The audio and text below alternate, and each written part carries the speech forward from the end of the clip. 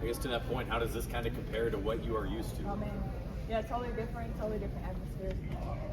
The support here has been just phenomenal. I really can't go anywhere. I've been here like a week and a half, and everywhere I go, it's just like we're excited for the season. Thank you for being here. So it's been really, really refreshing. You get that on the streets? I'm sorry? You get that on the streets? Yeah, everywhere I go, it's just can't even go to the grocery store without someone saying how excited they are. So it's just been really refreshing. I'm excited to be here.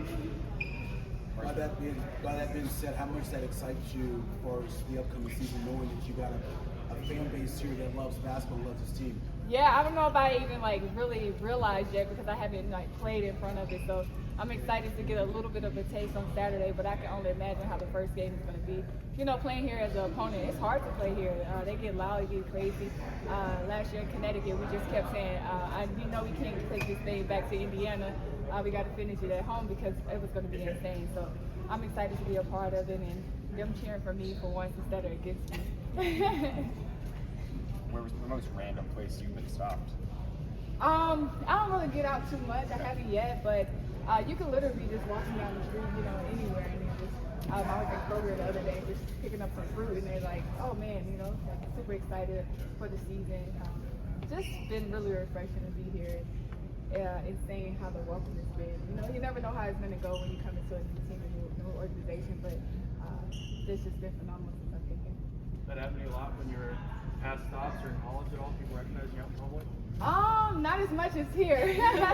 That's for sure. The eyes are on you here. The lights are bright, but I think we got the FIBA organization doing a good job of taking care of me, and since I've been here, me and my family and my teammates has been great. Aaliyah, Caitlin, and Kelsey has been great, kind of showing everybody the ropes because they did play in this atmosphere last year. So just having someone who's done it, it's been pretty helpful. What has the balance been like? How much you guys want to run offensively, but also realizing, hey, we got to reset and assert ourselves defensively and make that a priority? Oh, we know we have to do that. I said we were last year in defense 11, I think Steph said. So that's kind of been our emphasis. That's what we started practice with is defense, and we kind of just keep it there. So everybody's been putting an effort towards it. You can't win without playing defense. Yeah, we have all the firepower on offense, but I think it's been a focal point. And yeah, we're serious about it.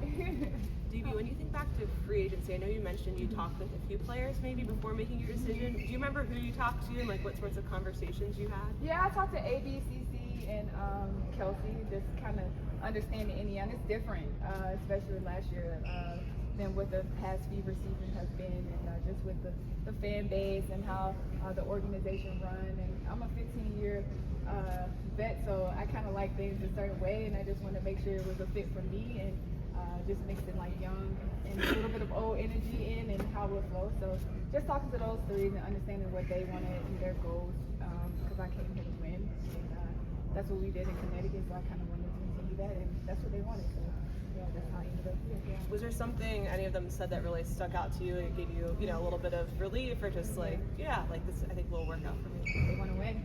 That's all I needed. That's all I need to hear. They want to win.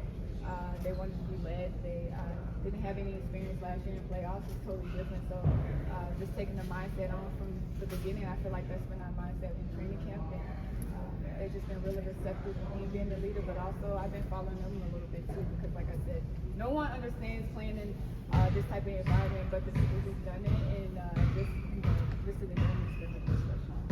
DeWanna, how important is it for a team to embrace expectation? If you want to reach the top of the mountain, you got to really kind of embrace it, don't you? I don't even know if we have expectation. There's so many new faces. We are 7 new players. Front office is new. The coach is new. So we just all trying to figure it out day by day and just trying to figure out what our strengths are and how we could play with each other. I don't know if I, in 15 years, have been on a team where we had this much firepower throughout the whole roster. And even our rookies in camp it's been competitive, it's been great. So just trying to figure out how we all can fit and how we can all make these rotations work. Giving each other a lot of grace, because we have people that coming in that, like myself, haven't played since, losing last year in the playoffs. So just all trying to figure it out. And I think that's the most exciting part, because we have so many firepower. We can just go any way, any given night, and just be unpredictable. So just making sure everybody locked in on the goal and understand what we want to do, and just taking it day by day. Because the only way you can get that chemistry is go out there and play games. You can't just fake it. Oh yeah, you got to go go out there and play games, but also off the court. I think we've been doing a good job in our locker room, getting to know one another. Like, you know, kind of privately. Like I said, there's always a lot of eyes on Indiana, so just taking the time when we can to get to know each other and have that chemistry off the court, because if you don't have it in your locker room, there's no need to even stepping on the court because it just won't work. So getting all of that that firepower in a room can sometimes be a recipe for disaster, but you guys are really embracing it. And how do you put the ego aside and embrace it so that you guys can have this really successful on-court product? I think we have a great group of I want to say girls, but they're ladies. A great group of ladies who understand that, and they just simply want to win and take this franchise to a different level than what they were last year in the playoffs. And it has been really easy, surprisingly. Of course, we haven't competed yet in the heat of the battle, but I think just laying the foundation from training camp, like, yeah, we want to do this for each other, that we know we're going to have to take some sacrifices. We know we're going to have to change some things about our game. We've seen it. We've seen the teams who won, and they had to do the same. So I think we're just all ready to adjust, and it's all fun when you're winning, so that's what we have to do. You mentioned the newness. Because there's so much of it, do you almost feel like it's an advantage that it's a blank slate, or a challenge that you guys have a lot to learn and figure out with each other? Oh, that's a good question. I don't know if I even thought about it like that. I won't say it's a challenge. I think it's exciting.